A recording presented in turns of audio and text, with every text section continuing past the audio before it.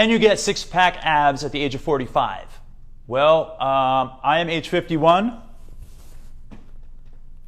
I don't know, what do you think? I'm just messing with you. Obviously the answer is yes. I'm 51 years old and I have a six-pack, and I'm not bragging about it. It just takes hard work and it takes dedication. If you're 45 years old, you got it even easier than I do. I remember when I was 45. It feels like yesterday. The bottom line is this. If you want to get a six-pack, it doesn't matter if you're 25, 45, 55, or above. It is achievable and it is possible. You just have to put the work in. What are some of the key ways to do that? Well, working out in a fasted state is number one, primary. A lot of you like to eat before you work out, and that's totally fine. It's up to you if you want to do that. However, if you're struggling at age 45 to lose weight, to get rid of fat around the midsection especially, and to optimize your workouts, then I highly suggest you try working out in a fasted state. Ideally 12 to 16 hours fasted, then do your workouts. And do all your workouts like that. Your cardio workouts, your beefcake workouts, your circuit workouts, walking, stretching, hot yoga, I don't care what it is. Work out in a fasted state. Your body will become fat adapted, your HGH levels will be high, and your insulin levels will be low. This is going to put you in a category of people who are going to be able to build and maintain muscle better than those who eat before their workouts. That is a smoking gun tip when it comes to building a six-pack at 45. Secondly, eat clean. That should be common sense at this point, at this juncture in your life. You're an adult, 45 years old, you should know by now. Eat clean.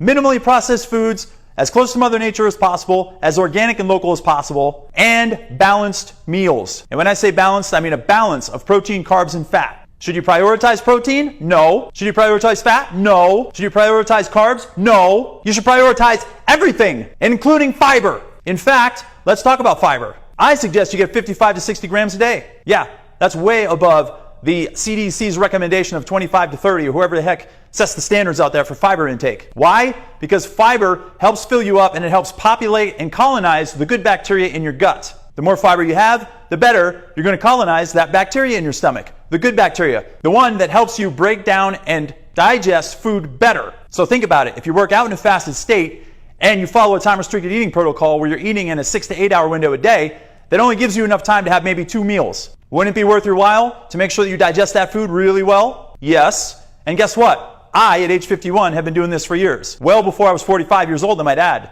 It's worked like a charm for me, and it can work like a charm for you. Colonize that good bacteria by eating a lot of fiber.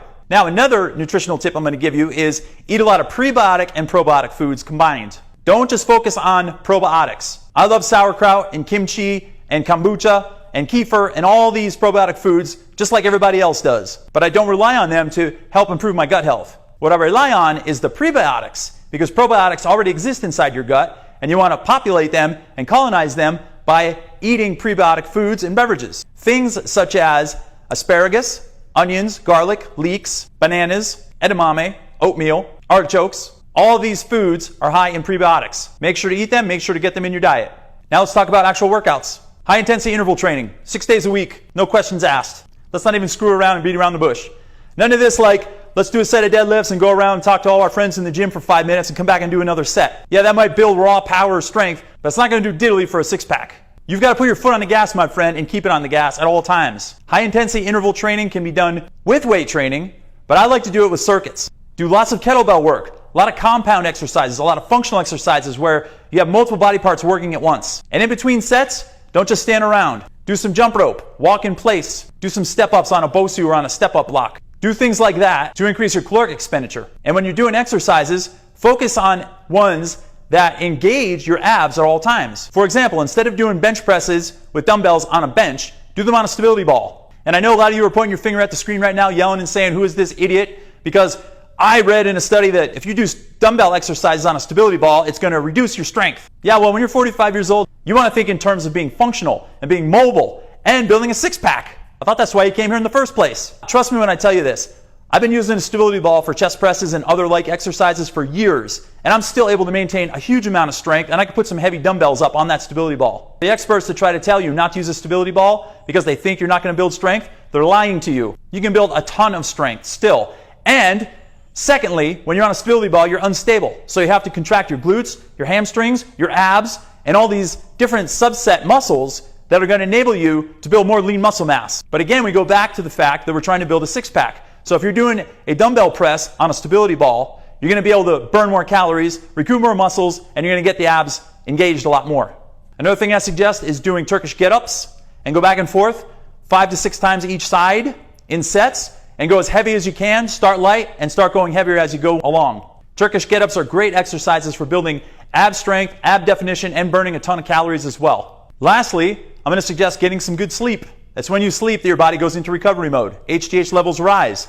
Don't eat late at night. If you follow the fasting principle I was talking about earlier, finish by 5 or 6 in the afternoon, and then separate your last meal by the time you go to bed by 3 to 4 hours. Then when you fall asleep, HGH will rise. You're going to be able to recover well. You're going to burn calories efficiently. You're going to start a really good fast, and you're going to be able to work out first thing in the morning on a fasted state. And you're going to crush your workout, my friend.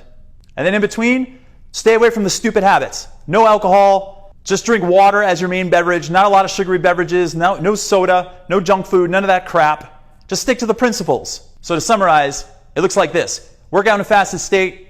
Do a lot of high-intensity interval training. Get enough sleep. Eat clean. Eat prebiotics and probiotics. And get adequate rest. Try all those things out, and you could end up like this before you know it, my friend. Let me know if you have any questions or comments. Please like and share this video, and make sure to subscribe to our page and hit that little yellow bell indicator to make sure that you're informed every time we come out with a cool video like this one. Till next time.